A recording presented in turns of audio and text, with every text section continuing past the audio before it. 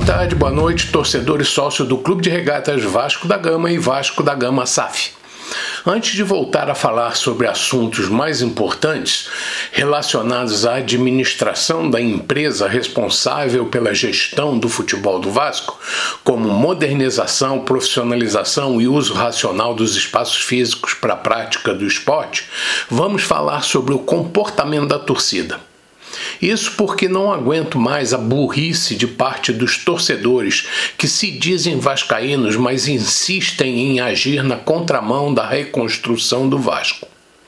Deve ser uma parte vinculada a torcidas organizadas e um outro pedaço ligado ao que me parece a políticos da velha guarda que estão sempre torcendo não pelo sucesso do Vasco, mas pelo seu fracasso.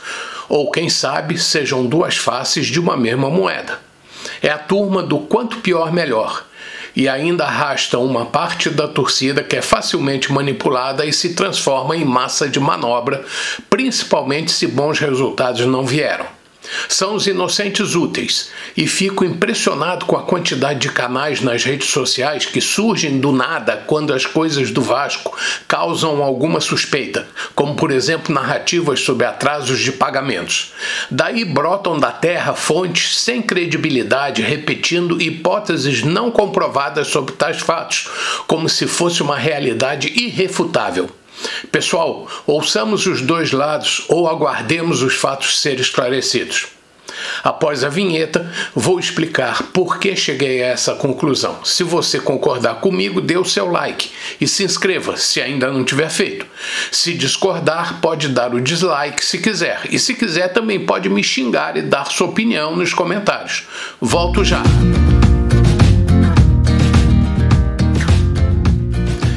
É incrível como o ser humano pode ser manipulado. Parece que desde alguns anos atrás, aliás, muitos anos atrás, as pessoas começaram a passar por um processo que objetiva cada vez mais destruir seu bom senso e sua racionalidade. Cada vez mais nos identificamos com os animais irracionais à nossa volta. Nossos pets e demais animais que a sociedade dos ambientalistas de plantão defendem parecem possuir mais direitos do que nos são concedidos.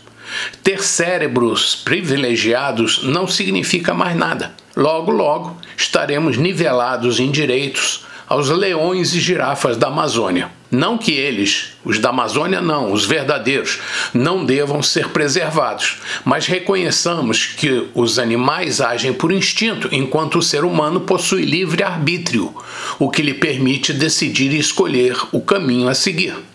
Mas, na verdade, acho que colocaram alguma coisa na água que bebemos para nos transformar em tontos. Bom, brincadeiras à parte, acho que, na verdade, é coisa de educação mesmo.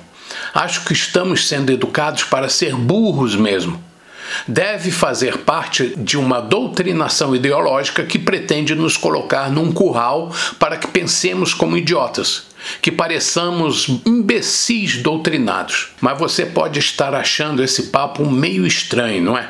Por que acha que estou falando isso? Vou tentar colocar minha opinião relacionando o que estou dizendo com o nosso futebol e a nossa torcida. Isso pode até acontecer com outras torcidas, não sei, mas o que me importa é o Vasco. Vamos lá. O que estou vendo é que o futebol está muito igual. Tenho visto muitos jogos de muitos times, tirando aqueles cujos elencos estão mais tempo juntos e, portanto, mais organizados, a maioria são bandos de jogadores, alguns até bons, mas desordenados e prontos para cair em armadilha. E que armadilhas? Aquela fatal, resultante de um gol inesperado, fruto de uma escapada do time adversário que nos apunhala, mesmo que estejamos jogando melhor que ele. Ou fruto daquela desatenção ou excesso de confiança quando não deveríamos baixar a guarda e acaba nos arrasando. Daí em diante não conseguimos reagir porque os nervos passam a trair-nos. E hoje não é fácil entrar numa defesa com 11 jogadores amontoados em 40 metros de gramado. Isso tudo, somado a juízes ruins, aliás, não consigo dar uma nota alta para nenhum deles, se torna uma calamidade. Só fazendo um parêntese, Eles ainda não sabem combater a cera de forma eficaz e nem penalizar o adversário que pratica o antijogo. Não adianta prorrogar o jogo por X minutos, porque todo mundo já tem o antídoto contra isso. É só continuar a praticar o antijogo até o juiz desistir.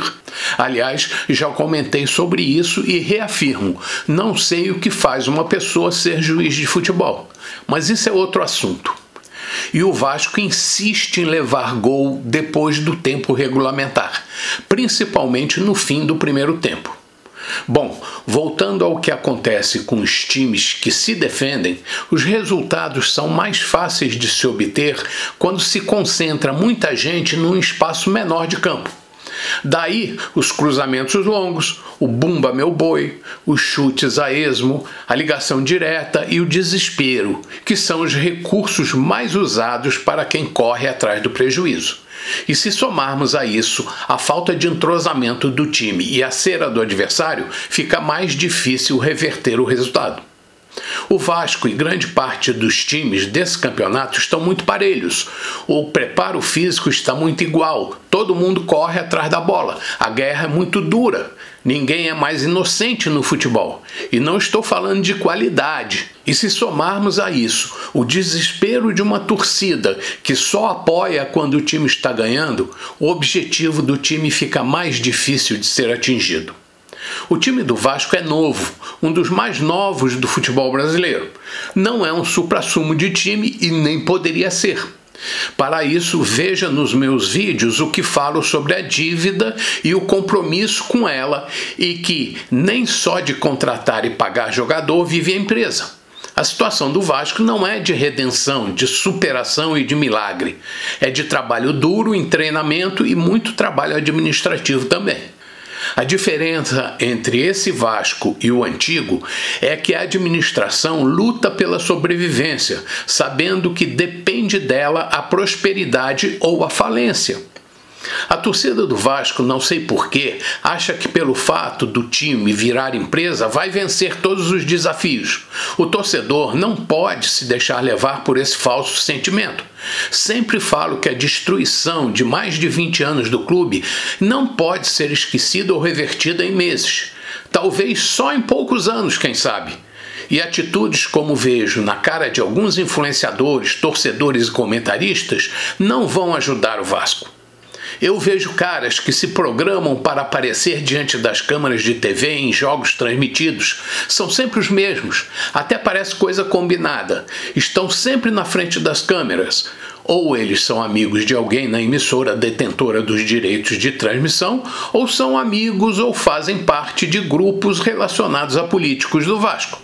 Na verdade é que sempre estão no lugar e na hora certa, seja para comemorar os gols ou protestar em casos de derrota, ou atuações ruins. Assim como acontece em alguns canais das redes sociais que enganam a gente dizendo que vão falar de Vasco, mas na realidade estão sempre metendo o pau.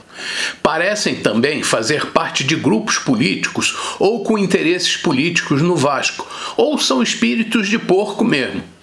Não consigo entender como existe gente interessada em difamar o Vasco. Outra coisa que acho muito estranha é que quando o jogo é em São Januário, a coisa fica pior. Acho que como existe menos espaço para ocupar, a maioria dessas pessoas, normalmente sócios torcedores com privilégio para comprar ingresso e por muitas vezes também participantes de torcidas organizadas, acabam ganhando maior protagonismo e aparecem mais. No Maracanã a coisa é mais repartida e a presença de torcedor avulso, aquele que vai só para torcer e tem oportunidade mais democrática de comprar ingresso, aparece mais e torna o ambiente menos hostil. A administração da empresa Vasco SAF tem que estar atenta ao fato de que a torcida do Vasco, de tão sofrida que é, perde a paciência com muita rapidez, porque depositou todas as suas fichas na SAF, como se fosse a última alternativa para conseguir vitórias em campo.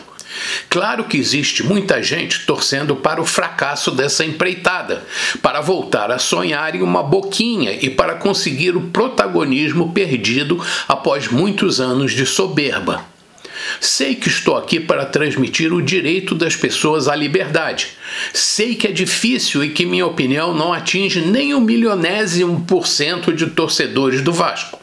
Mas vou sempre brigar para que o torcedor do Vasco pense com independência. Sei que existe gente que acha que o livre-arbítrio é uma ilusão, mas eu persigo esse sonho. Sei que o Vasco não é para os fracos, mas quem tem uma cruz como símbolo não pode desistir. Bom dia, boa tarde, boa noite, torcedor e sócio do Clube de Regatas Vasco da Gama e Vasco da Gama SAF.